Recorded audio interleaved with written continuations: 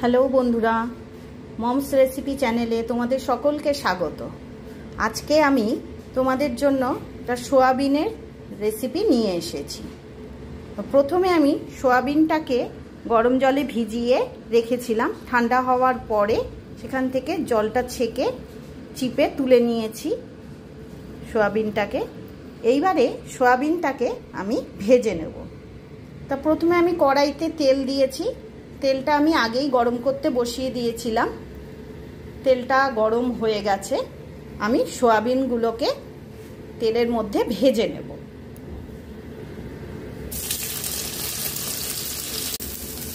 দেখো, সোয়াবিনটা হালকা ভাজা হয়ে গেছে। এইবারে আমি সোয়াবিনগুলোকে একটা বাটিতে তুলে নিচ্ছি।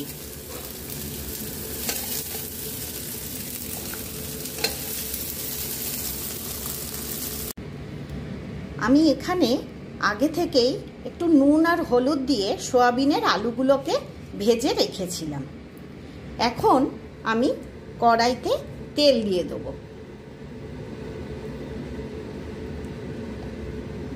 তেলটা গরম হলে তাতে তেজপাতা আর জিরে ফোড়ন দেব। দিয়ে পেঁয়াজগুলোকে কুচি করে রেখেছিলাম দিয়ে দিলাম। আমি এখানে একটা বড় সাইজের পেঁয়াজ কুচো করে রেখেছি।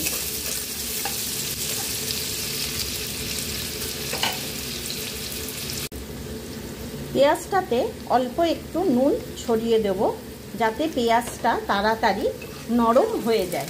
পেঁয়াজটা লাল করে ভাজা হবে না, কিন্তু পেঁয়াজটা একটু নরম হয়ে যাবে। পেঁয়াজটা হালকা ভাজা হয়ে গেছে। এইবারে এর মধ্যে আমি অল্প একটু আদা বাটা আর 2 কোয়া রসুনকে আমি থেতো করে নিয়েছিলাম, সেটা দিয়ে দিলাম। দিয়ে হালকা নাড়াচাড়া করব একটু কাঁচা গন্ধটা যাওয়া পর্যন্ত। এরপরে একটা বাটিতে আমি নুন, হলুদ আর লঙ্কা জলে ভিজিয়ে রেখেছিলাম, এইটা দিয়ে দেব।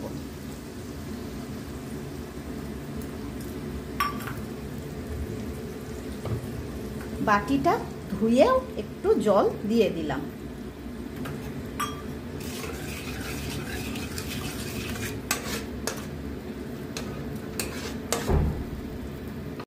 মশলাটা দেখো তেল ছাড়তে শুরু করে দিয়েছে। এখন আমি একটু কাশ্মীরি লঙ্কার গুঁড়ো দিয়ে দেব অল্প করে, আর টমেটো কেচাপ দিয়ে দেব।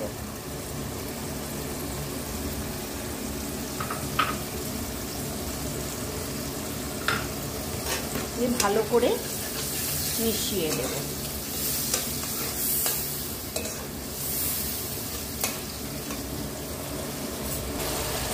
দেখো, ভালো করে মশলাটা থেকে তেল ছেড়ে গেছে।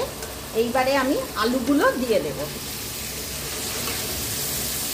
আর যে সোয়াবিনগুলো ভেজে রেখেছি সেগুলোও দিয়ে দেব। দিয়ে ভালো করে মশলার সঙ্গে মিশিয়ে নেব।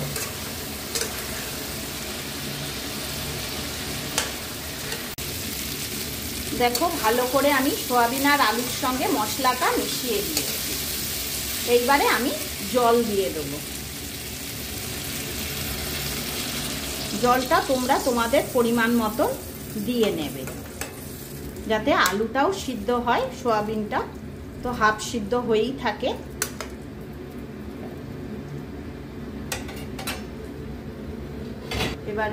এবারে আমি ঢাকা দিয়ে দিলাম। ঢাকাটা খুলে দেখে নেব আলুটা সিদ্ধ হয়েছে কিনা।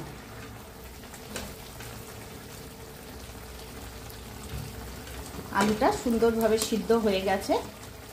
এবারে আমি, যেহেতু এটা একটু নিরামিষ তরকারি, তাই অল্প একটু মিষ্টি আমি দেব। তোমাদের কাছে এটা অপশনাল, তোমরা দিতেও পারো, নাও দিতে পারো।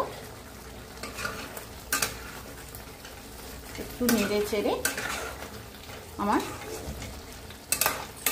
রান্নাটা প্রায় হয়েই গেছে। এখানে তোমরা কেউ মনে করলে গরম মশলা দিতে পারো, আমি এখানে গরম মশলা দিলাম না।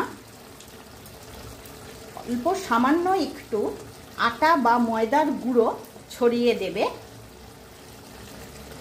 তাহলে রান্নাটায় যদি একটু জলসা ভাব থাকে সেটা ঠিক হয়ে যায়।